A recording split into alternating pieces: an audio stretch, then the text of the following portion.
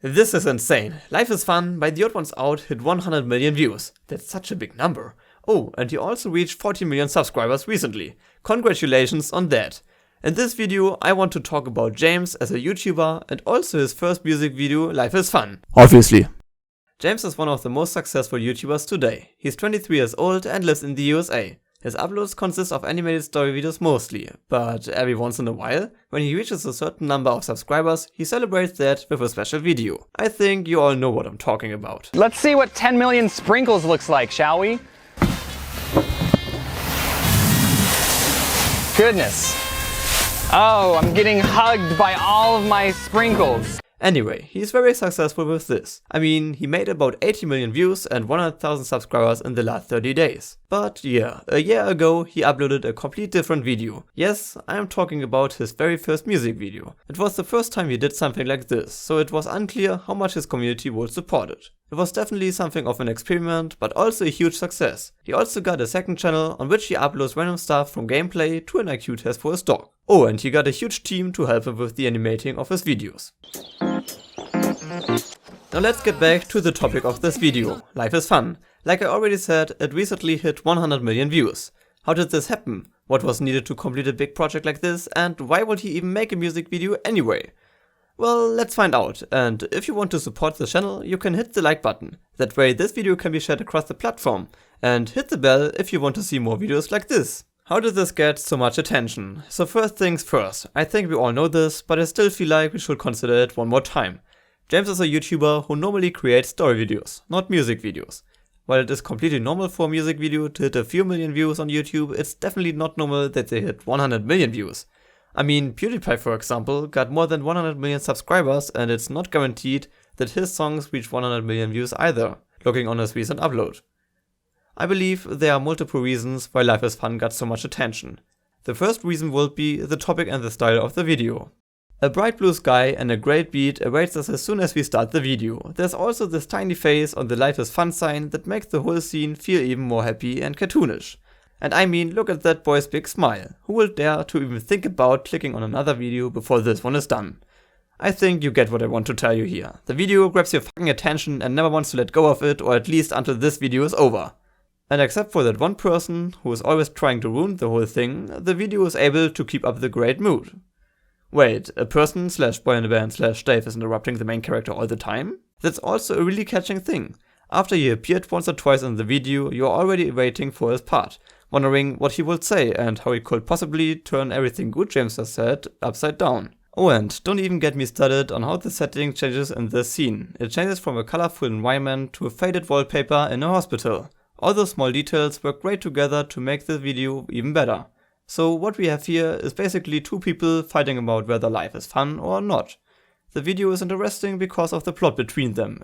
It also grabs your attention because of those nice and colorful settings that do look pretty good. Overall, there are many small things that lead to a great performance, and the positivity in this song is definitely one of it. I have the feeling that a mix of all the mentioned points helped the video to please the big and mighty algorithm. What was needed to complete a big project like this? Okay, so this is a possibility why this video got so much attention, but how did James manage such a big project anyway? Well, I think that is something that is easier to explain because most of the facts are provided by himself.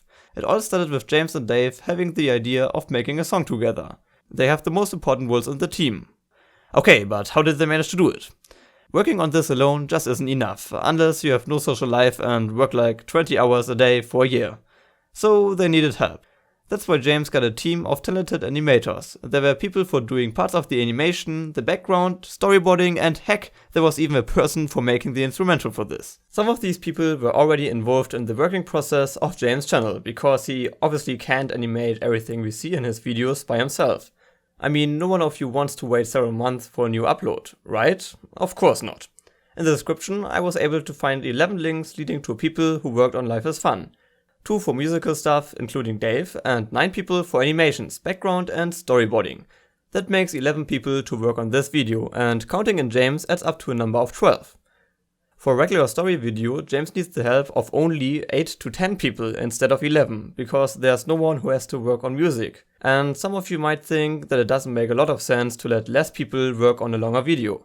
But you have to keep in mind that unlike in the normal videos, there's indeed a lot of animation going on, and I kinda feel like they use way more different and detailed backgrounds in this animation, but anyway. With the combined power of 11 people on the side, James had a decent team to work with. That should have made this process a lot easier, so big shout out to you all, you did a great job.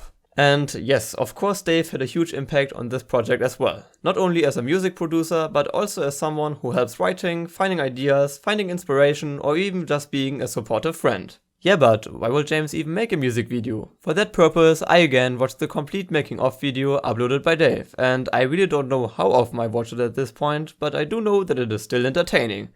Anyway, in the video Dave mentioned that they already made a few things together, including the Prancer rap. They uploaded it on the second channel of James, so I'm not too sure if you know what I'm talking about. Prancer, Prancer, Prancer, I'ma go insane here. Santa don't know where to go. Dave continues by saying that no one really watched it, so they wanted to make a proper song instead. James starts by talking about his idea, that is about a guy who tries to be happy because of all the negative things in the world. So they later end up thinking about 24 sad or bad things, like... I could be like, the sunshine, and you could be like, the sun's going to explode. Yeah, or meeting friends, and then he's gonna... All of your friends will die. Yeah. You could wake up with cancer. I think you might have already heard this before. After they found enough bad stuff, they talked about the positive stuff, which kinda led in the direction of making an uplifting club song, like Dave said. I think this is really important, because in the end, the song turned out to be at least somewhat like that. But yeah, other than that, there's not much to find here as a reason why James wanted to make this song. It's a mix of him and Dave wanting to work on another project and that they really enjoyed working together. Oh, and they had a lot of fun. I know, quite unexpected, right? Dave also mentioned that they wanted to make it something that James likes to listen to. So, in conclusion, James' video Life is Fun is one of the most successful music projects started by a non-music YouTuber. With over 100 million views, it even got more attention than PewDiePie's recent music video. He managed to do that with a certain style of music or even an uplifting song, like Dave says. It's easy to sing along and is also quite of a catchy one. The overload of happiness combined with a guy saying negative things all the time makes the video even more enjoyable, because it's kind of funny and also an interesting plot. It was definitely a huge project to work on, and having a team with people in it that are really talented and supporting as well sure helps a lot. Without a big team like this, it would be barely manageable to complete a project like this. It seems like James started to work on this video because he and Dave are really good friends that just like working together.